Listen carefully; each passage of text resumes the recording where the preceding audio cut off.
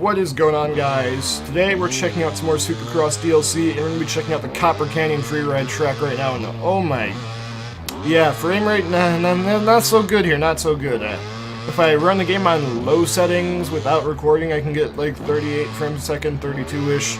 But right now we're getting in the 20s, which I just wanted to buy this just out of curiosity, because the Supercross tracks ran so much better than the stock tracks.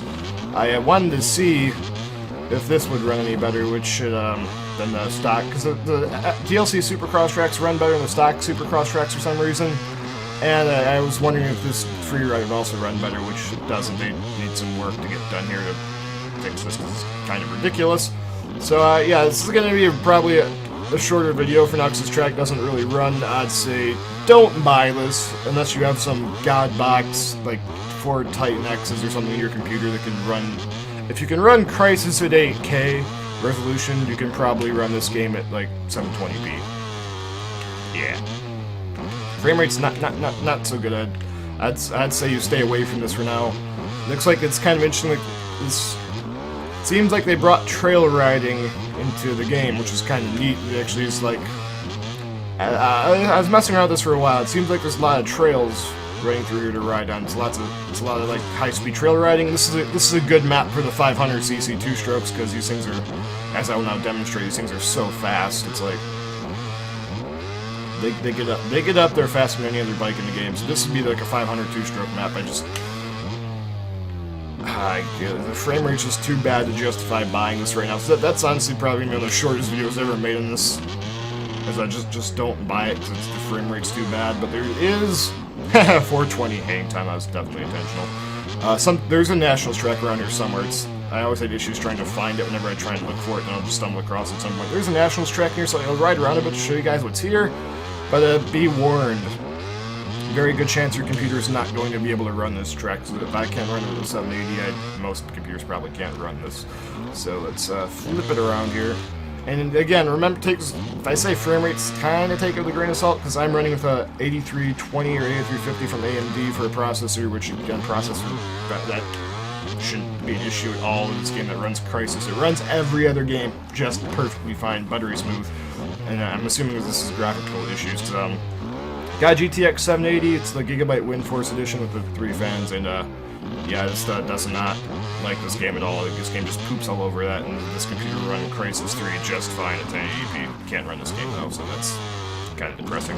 But yeah, this is the Nationals track that's in here. I saw somewhere in the post, they asked if they're going to make this Nationals track raceable. Unfortunately, they said no, they're not going to be making this a raceable Nationals track, which is kind of depressing. So that almost sounds like they're getting lazy, isn't like, well, we could for the price of one. You could get another Nationals track you can race on with the free ride, but nah, let's not do that. Sounds like the type of thing where they're probably just, if they ever made this National raceable, they would just charge you even more for it than you're already paying. It's $10 for this map, which I can understand if the frame rate was actually alright. Because like, unlike the Stewart compound, this is actually new and they had to make all of this, whereas the Stewart compound, they probably just port. No way in hell I'm paying $10 for just the Stewart compound. That's absolutely ridiculous.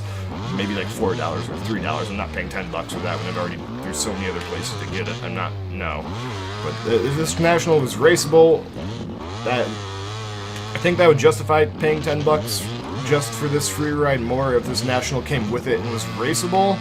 I hope they make this raceable in the future, because this National is fun to race on. It's a good place to race two strokes out in the desert, but I don't think they're going to, sadly, which, again, sadly, it's just a fun Nationals track. There's a nice little jump. You can kind of skirt that over if you got the 500cc power.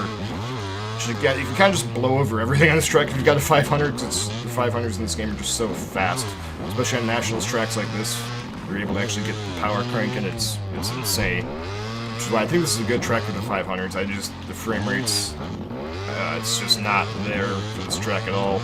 So that's pretty much going to do it for this. I'll probably close out this last lap on the National here, because I think this is the main highlight of this free ride, is that there is a Nationals track here. Because there's one big jump I found, which maybe just have some stock footage of. There's one big jump that I found in this track, and other than that, it's not like to my knowledge, this isn't like the Reflex free ride tracks where there's like these little freestyle course things you can follow through the track where there's like 10 or 11 just massive jumps in a row where you can get big air.